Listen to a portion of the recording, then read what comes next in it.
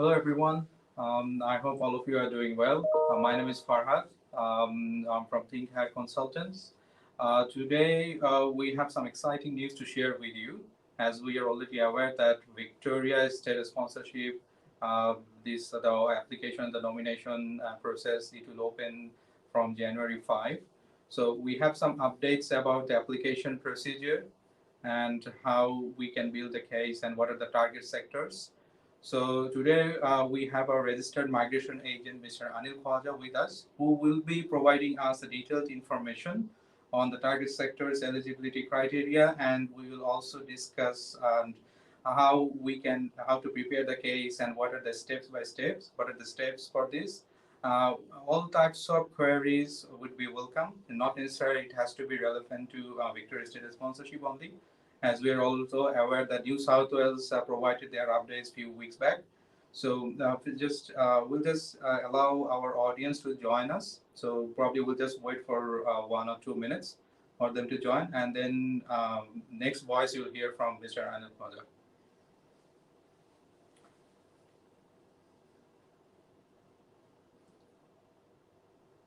All right, so I believe that. So welcome everyone. This is Anil Khwaja, Registered Migration Agent. Thank you so much, Farad, for having me here. So Farad will be assisting me or helping me out in gathering more questions from you guys. Feel free to put your comments, your question, whatever you want to ask. We are here to assist you as much as we could.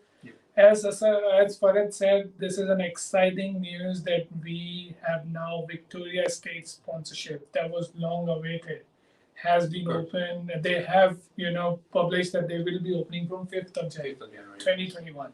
As expected, as always, we have advised that pretty much the same, the rules would be coming up which came into the interim quota, and that is what it is. So what we have done here, this time we have done a live which has more notes with you.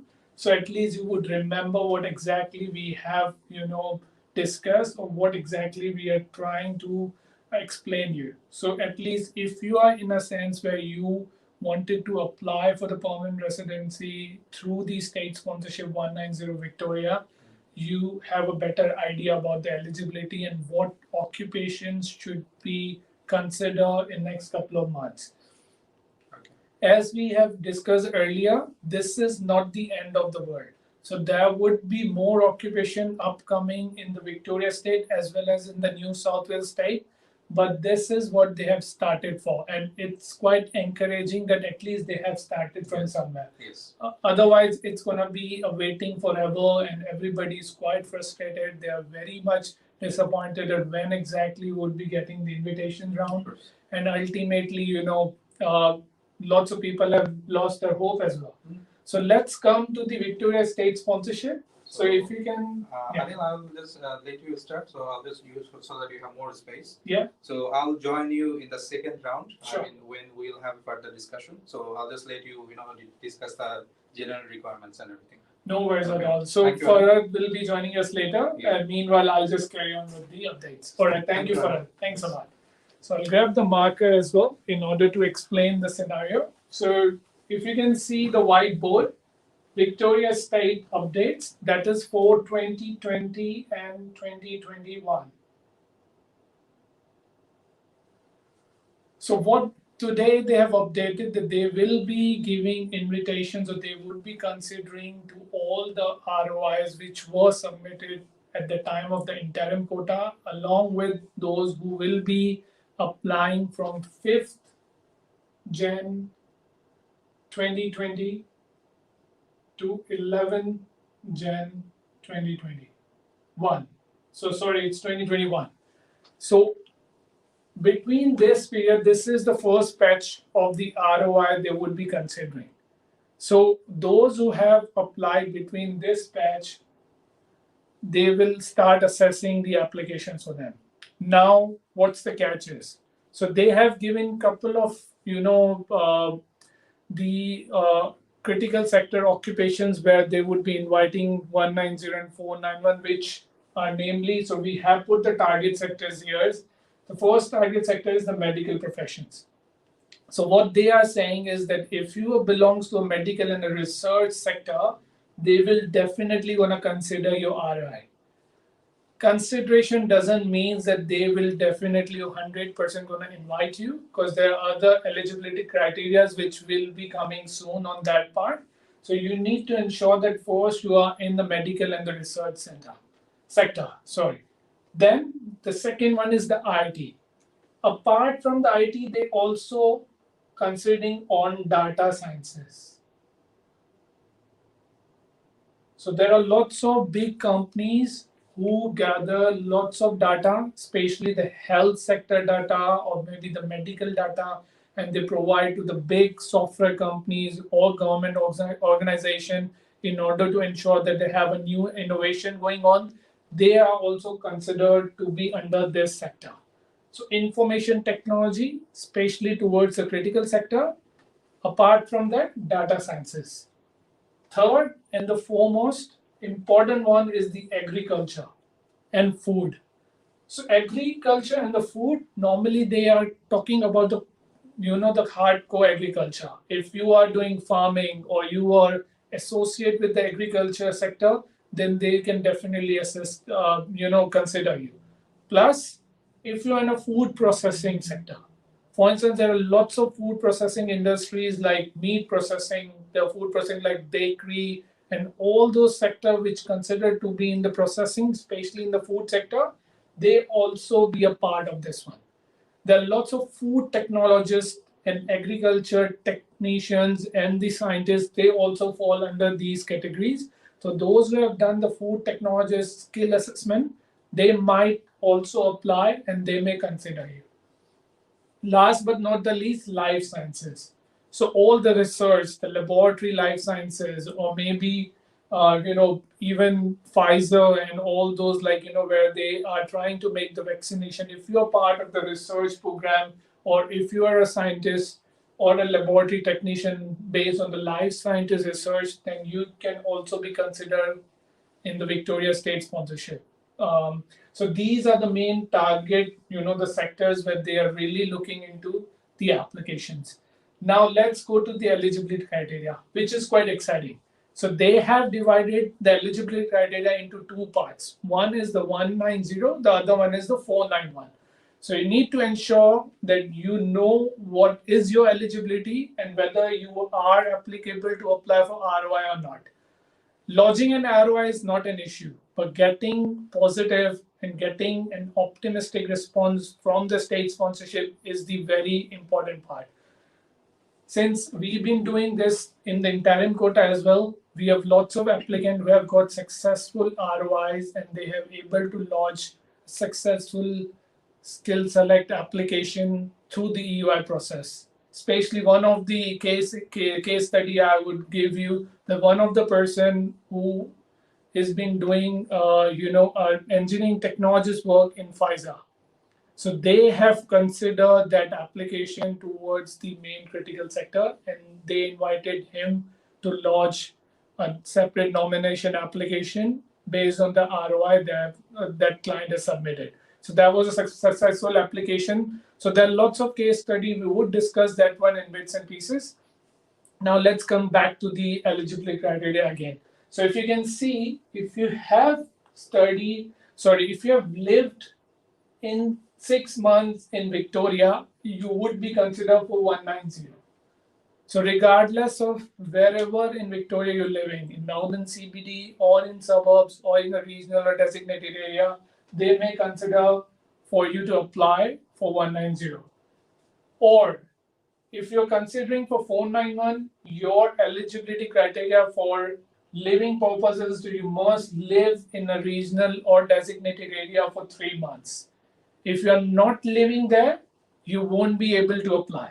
Simultaneously, if you can see, we have also put the employment part. So you must also be working in for your dominated occupation or highly revenue occupation within the designated area if you want to go with the 491, or if you are employed anywhere in Victoria and you're part of these targeted sector and you're working full time for last 6 months, you will be considered for 190. Now there is a catch here. In the Victoria state sponsorship eligibility criteria, they haven't mentioned anything like full-time or part-time. So if you are even working with a part-time, they can still consider you, but subject to if you have a prospect of a full-time contract down the line. So you need to show Victoria that you have a job prospect in the same industry and it's ongoing. So the employer is happy to give you the state sponsorship, the employer contract based on the state sponsorship eligibility criteria. So that is very important. Then the third part I've already covered with the first point. Now let's come to the skill assessment. So your skill assessment to get a positive response is to have a relevant skill occupation. So if you're working in a nursing occupation, you must have a nursing skill assessment. But say if you're an accountant working in a medical sector, then you have to show that that medical sector, the work you're doing in the medical sector, it belongs to the critical one. So say if you're working in a clinic as an accountant, you can still be considered to apply for ROI. We have done similar cases for the interim quota that one of the software engineer who was working for a software and the website, the APIs and all for one of the clinics, he has also been considered for phone 190. So you can, it's regardless of what the occupation is, matter that if you are part of these sector and you are actively participating in critical sector rehab and the Victorian economy, they can definitely consider you. So these are the three important requirements. Apart from that, for 190, if you are a nurse, then you must need to be aged care nurse, healthcare nurse, or the third one is the critical and the mental health nurse. So if you're the part of these nurses and you have the occupation assessed in these three nurses occupation, then you would be considered for 190. Apart from that, if you're an international graduate or the PhD in Victoria, they may also consider you, but you need to show a strong relationship or a justification based on that you are the part of these 3 or 4 target sector. Apart from that, lots of the applicants have recently done early childhood teaching. They can also be considered towards the the Victorian economy, because teachers play a great role in in the education sector. And once we have the new generation being educated, then only the Victorian economy would increase. So ultimately, those who are the teachers, they have got the full skill assessment and they do have a job contract or they're working for last 3-4 months, they can also apply on this one. This is based on our experience and our speculation. But all the requirements, the eligibility and target sectors and all these, when you apply for ROI, it's all based on Victorian case managers. They will feel like if you are meeting all the requirements and they believe that you are fitting for their state migration program, then only they're gonna invite you to lodge a separate nomination application.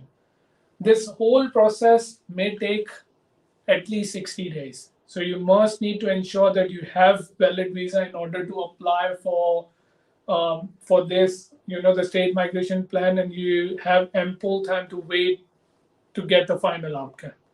So you can always contact Think High Consultants to, you help you out getting your visa part, solved as well. So at least you have ample time to wait for that one. All right, so I believe that we should take some questions and then I'll come up with a few more case studies, what we have recently done. So Farad, if you can work out, like, if you have any comments or something.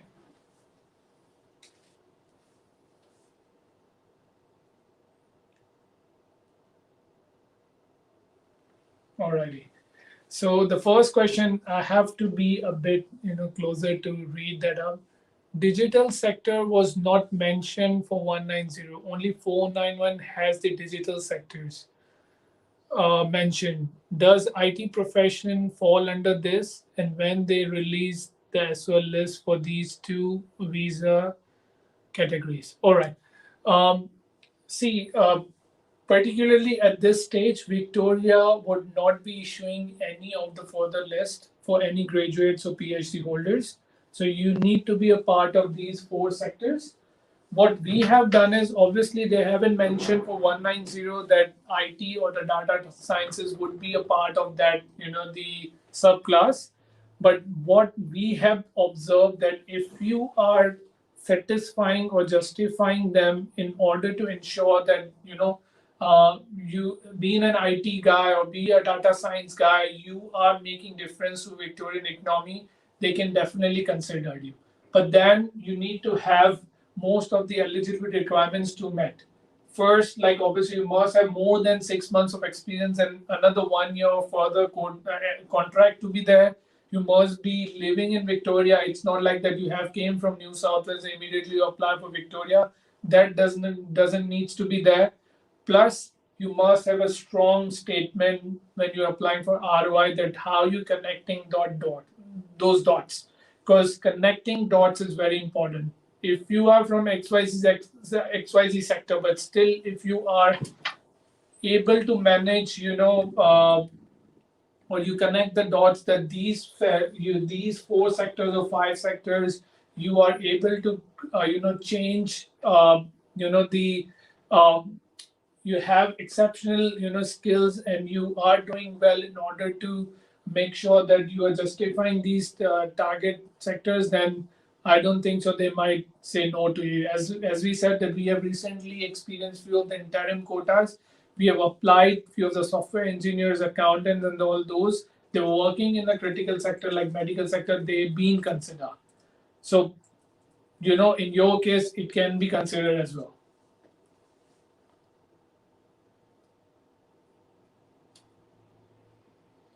All right, so Farid, if you can read the question for me, that would be great. Yeah, because does self-employment work is considered as employment? Alrighty, so that's a very good question.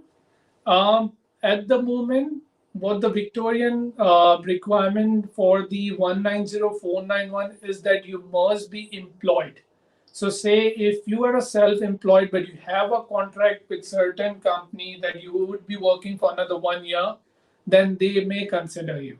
But then again, you must have all the evidences like you're paying your GST on time, you're paying your taxes on time, you're a registered company. You must have all these additional documents in order to ensure that you're working under the ABN, but it has all the parameters which they require are met.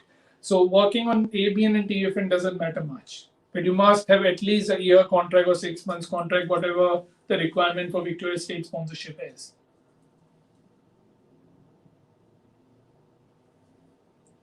So the one Ishtira government said, what about an accountant working in fruit packing company under agriculture capital? See, that's a very good combination. So as I said, you need to connect the dots. So if you are working in an industry which is connected to both of the industries, you're a bridge. Even though if an accounting occupation, your occupation is an accountant, you have got the skill assessment there, you can still apply for ROI. It's always worth it to apply for ROI because it's a win-win situation. And since you have these dots connected, I think this is a very good profile to go with the Victoria ROI.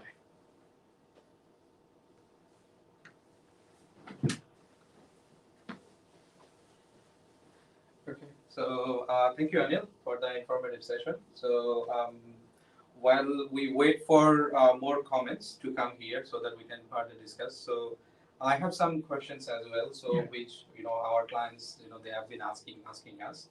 So one is that let's say one comment was already there. Let's say for 190 IT, this sector they weren't considering it. So medical and then life sciences were there. So I believe if someone has a skill assessment from IT background, but they are contributing towards the medical one, I believe they also have a chance to submit for registration of interest and they might get the evaluation. Not necessarily they have to be working in this IT field. Absolutely. So see, Farad, that's a very good point, and I think we have covered that one during our live session as well. So I'll give you a case study. Like we have a client named Miss S. She's working as an accountant, but in a aged care sector. So what happened? This we have connected the links that she's working in the medical sector, but she's an accountant, which is not a part of the occupation list where Victoria requires it. But she's working there for at least 2 years now, full time, during her 485 application. So since we have launched this ROI, I'm really pretty confident that they may consider her for granting the 190 or 491, whatever we have launched the application. Technically 190.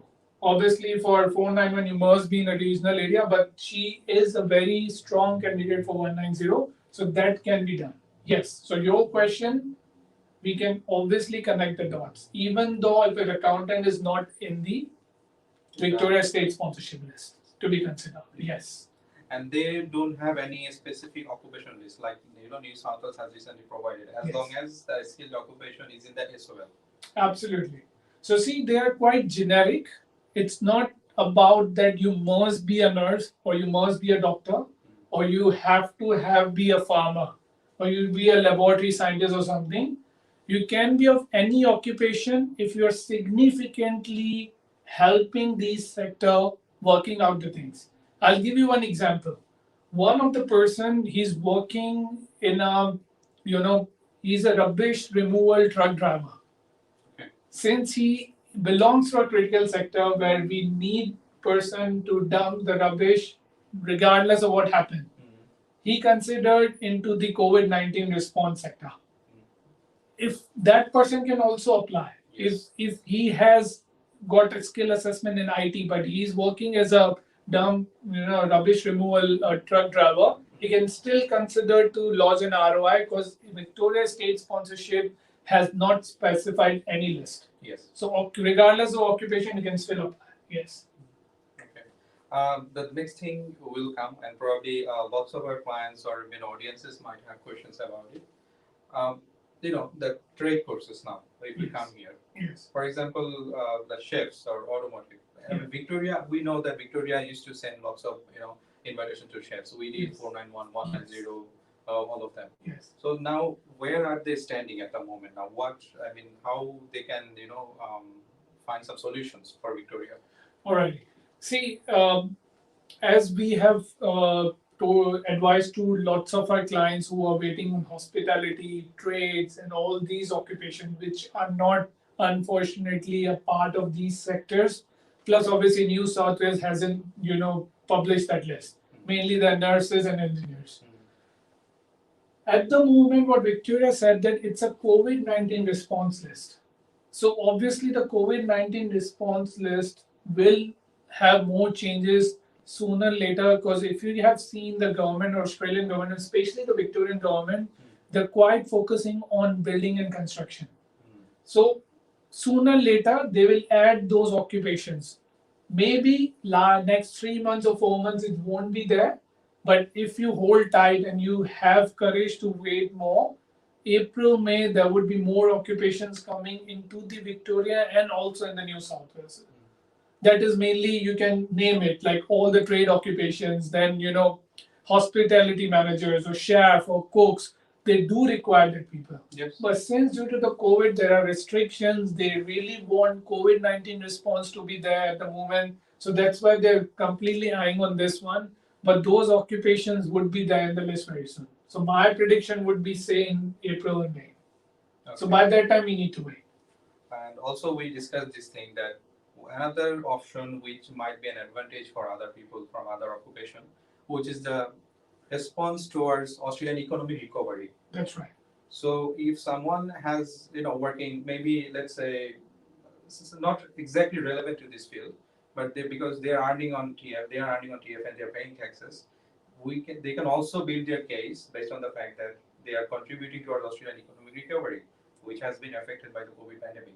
Absolutely. And then, because for the ROI, as we are already aware, it depends on how convincing your statement is, Absolutely. and whether whatever you're saying it makes sense or not, whether it will be beneficial towards Australian economy or not. Absolutely. So they have this chance as well. They can focus on that. See, mainly what they require is that you must meet this eligibility requirement. So if your work is ongoing and still you feel like you are the part of that recovery, economy recovery, the cliche, then you can still apply. For instance, I'll give you an example. Truck driver, we have example. We just recently gave that he's also putting his part towards that stuff. Say PCA, lots of people are working as a personal care assistant or disability support officers. They are also putting their part towards this whole recovery thing, the Victorian recovery, economic recovery. So they can also be a part of this ROI. Good part is Victoria State Sponsorship Officers, the case officers, they've been really, uh, looking into the application. It's not like they're rejecting the application, which happened like 6-7 months ago. Recently, for one of the clients, we contacted Victoria State Sponsorship, and they were so kind. They replied us that they have also escalated that application to the case manager. So this means they really want people, but they also want that you must have an ongoing occupation or ongoing work being done. It's not like that you have done XYZ work in last 6 months. Now you're all working nowhere. They can't give you 491 or 190 basis on that. So if your work is ongoing, then you have a fair chance, no matter what occupation you are. It's just a matter, as you said, that we need to justify them that you are the part of this whole thing which they really wanted from the Victorians, especially from the Victorian side. Yep. Yeah. Okay. Let's come back to the eligibility one. Yes. Although you have provided everything here. So, I mean, this basic thing, we want everything to be covered here in the same video. So let's say we come to the employment experience. So we need to submit these documents, let's say. Yeah. So what are the documents that we need to submit? All right. So the documents are, you must have at least last 3 months of pay slips for the 3 months employment. Or if you're going with a 6 months employment, it has to be last 6 months employment, pay slips. You must have a contract that shows that your work would be ongoing. So if you provide that one, and the third one is the superannuation. So you must have superannuation being paid if you're working under the TFN. If you're working as an ABN, obviously you need to have additional documents like GST payable, or you must have lodged tax returns, or you are GST registered. These all documents are very important. Even though lots of ABN holders, they're paying their super by themselves, so whatever they're earning, they're paying 9.5% of their super by themselves. That shows that you are really putting your money into the financial institutes of Victoria and Australia. That shows your commitment towards them. So that is the 3 most important documents you needed. Apart from that, if you don't have anything which is missing, you should also put the bank statement that shows that your salaries or your amount which you have claimed through the invoices are being hit into the bank statement. Yeah. So, Anil, the next question I will ask, and then also I'll again go to the backstage to check the comments from our audience so that it appears on our screen. Yeah. So, my next question for you is, let's say we have discussed about the employment.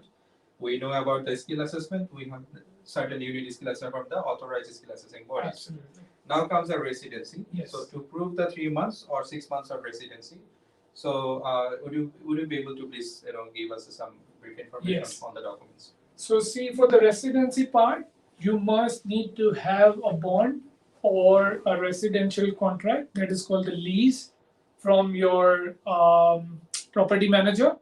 If you are subleasing or you're staying with somebody else, so the landlord needs to write a letter, and it has to be on a proper stat declaration. So at least that should be considered as a legal document. Along with that, you need to have bills. So at least you need to have phone bills, water bills, electricity bill. And again, if you're living under a landlord where landlord has all the electricity bills and everything under their name, then he should write that for you.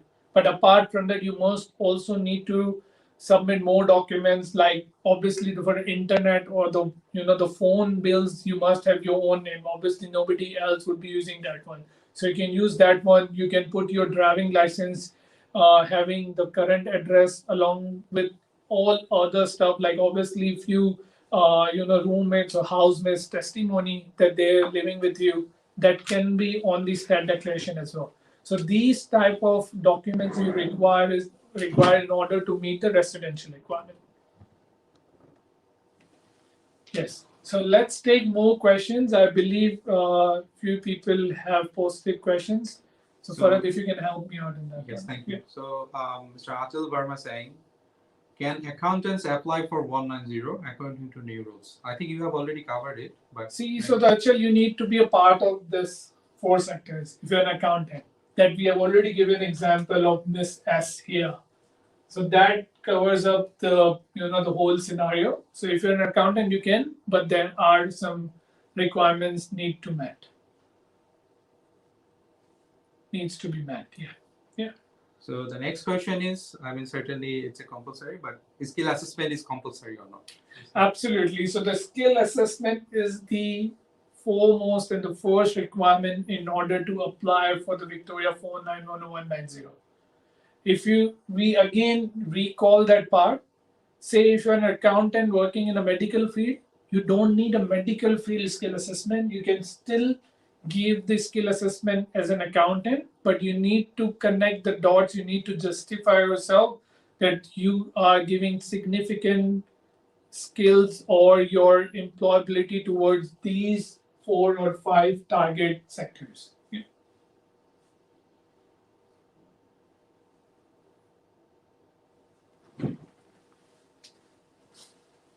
Yes. So Anil, this is pretty much what we have so far, and certainly, I mean, our audiences they're very much welcome to drop their comments, because even if the live session has been ended, you're welcome to drop your queries over there, and one of our friendly staff members will be able to answer you, no matter what time is it. So we always try to be proactive on this thing, because certainly we understand that things, and from the migration point of view, things might not sound more optimistic, but also when one door closes, we have another door open. So Victoria, the state sponsorship, this ROI, this would be your another opportunity.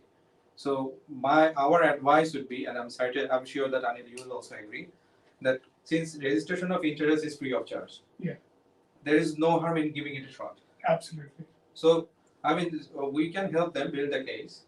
We will provide them that, okay, this is how we should do. So just give us the information. Absolutely. We can try. We can try. Absolutely. So there's, because it's not a real visa. So I mean, let's say, so I mean, there's no harm in trying, because people have been waiting, and we are also aware that everyone is frustrated about this one. Yes. If for this one, if they get an escape route, then why not giving it a shot there? Absolutely. See, as Farhad said, and I totally endorse that point. Like, what we advise that do put your ROI and take an expert opinion in that one. No matter whoever is your migration agent, should go to an expert who knows how the Victoria State sponsorship works, and then apply for ROI. See, ROI costs itself nothing. There is no application fee for ROI. And as we have spoken earlier, we have missed the procedure how to apply. So we'll quickly wrap up that one, and then we'll finalize our live session. So first and the foremost, you need to apply for the EOI. Once you have lodged the EOI, then you should go with the ROI. This both process costs nothing. So $0, $0. The only thing is obviously being a migration agent or giving you a proper advice and time, we would be obviously charging our consultation or whatever the advice we have, we will be charging the paid consultation on that one. But apart from that, there is no other risk you are taking it. And if the ROI says no, then again you have an opportunity to apply another ROI. There is no ban or there is no barred on that one that you should not apply any other ROI. Yes, but if you put a false ROI and you get a application request to be lodged, then they may penalize you that if you have given any wrong information into the ROI. So you need to make sure that whenever you're coming to a migration agent or you're speaking to your consultant, you should give the right information to them. Do not forge or do not give a fake information or anything which you have made by your own self. Make sure if you give the right information, we are the best person to guide you through within that scenario. Apart from that, if they are beyond our beyond our control or circumstances are not in our hand, then we can't do any much. And then says if you put a wrong ROI and you get the nomination application approval that you should now apply for nomination application and they found out anything, they'll ban you for 6 months. And then they will keep penalizing you because they would have everything in the nomination application that you have put something which is quite dicey or that is not verifiable. So don't do that. Rest is pretty good. And as I said, you should take the services of registered migration agent or a migration expert who can give you the better advice or the updated advice on that one. Yeah. Yes. So I believe that we have pretty much covered everything. Yeah. But once again, I've been in the ticker at the bottom, our phone number, our email address, and we are also open for face-to-face consultancy. So you're welcome to visit us, drop us your query over the email. Our email address is applications@thinkhat.com.au. You're welcome to give us a call 0435 The same number is also available for WhatsApp as well. So just feel free to give us a call. You are just one text away to meet us, and hopefully we'll be able to guide you accordingly. Our official address is level 3, 105 Queen Street, Melbourne, Victoria 3000, which is just a few steps away from the Flinders registration. We look forward to hearing from you soon. So yeah, thank you, Anil, for the informative session. So hopefully, when Victoria will officially, open for the ROI from January 5. So I'm pretty excited about this one. Absolutely, it's quite exciting and also challenging for us. And as we said, last I'll just wrap up this one.